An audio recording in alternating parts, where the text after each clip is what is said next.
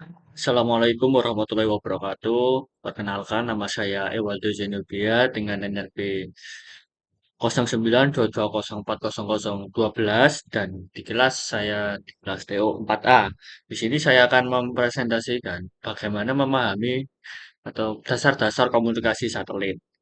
Nah, slide selanjutnya adalah pengantar komunikasi satelit, yang dimana komunikasi satelit adalah teknologi untuk mentransmisikan sinyal melalui satelit buatan.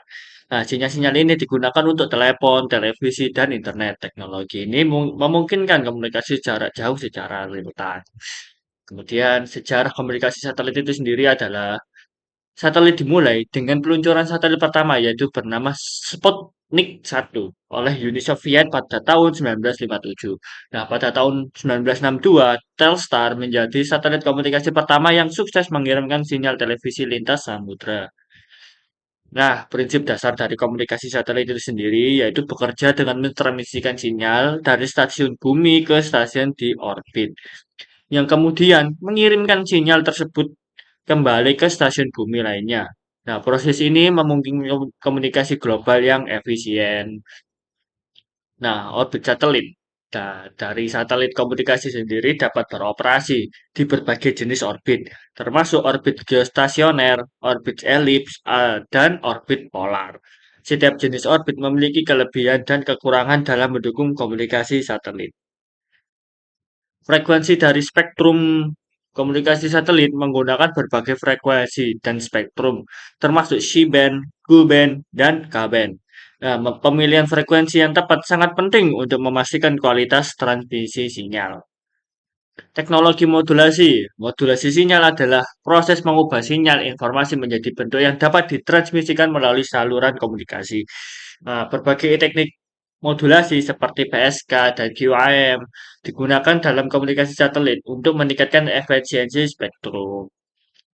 Nah, keamanan komunikasi satelit itu sendiri penting untuk menjaga keamanan komunikasi satelit dari gangguan dan intersepsi. Enkripsi dan autentikasi digunakan untuk melindungi data yang ditransmisikan melalui jaringan satelit.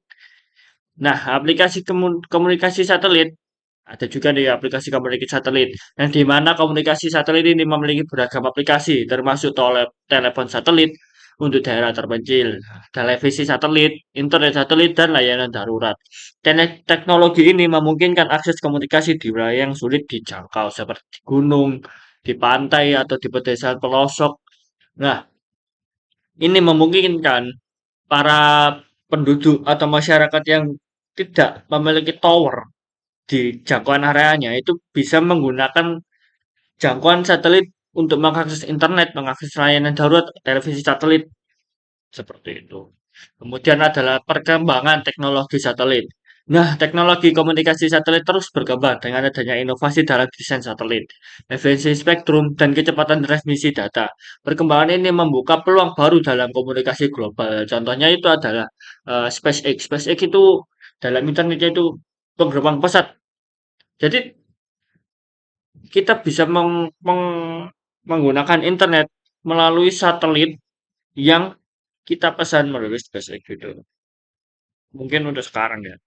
Nah, tantangan dalam komunikasi satelit itu sendiri meskipun memiliki banyak keunggulan, komunikasi satelit juga menghadapi tantangan seperti keterbatasan bandwidth dan gangguan cuaca. Inovasi harus terus dilakukan untuk mengatasi tantangan-tantangan ini. Seperti contohnya adalah jika di wilayah tropis seperti Indonesia ini adalah, yaitu kita umum lah mengetahuinya seperti hujan badai seperti itu. Nah, itu mengganggu koneksi spektrum dan koneksi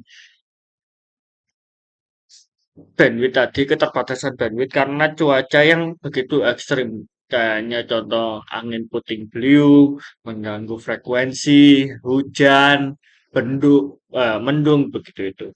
Itu dapat mengganggu frekuensi para pengguna dan hubungan ke satelit. Kemudian adalah bagaimana sih penerapan komunikasi satelit di Indonesia? Nah, di Indonesia sendiri telah mengadopsi teknologi komunikasi satelit untuk mendukung konektivitas di wilayah yang sulit dijangkau oleh infrastruktur darat. Hal ini membuka peluang bagi pertumbuhan ekonomi dan akses informasi di seluruh Indonesia.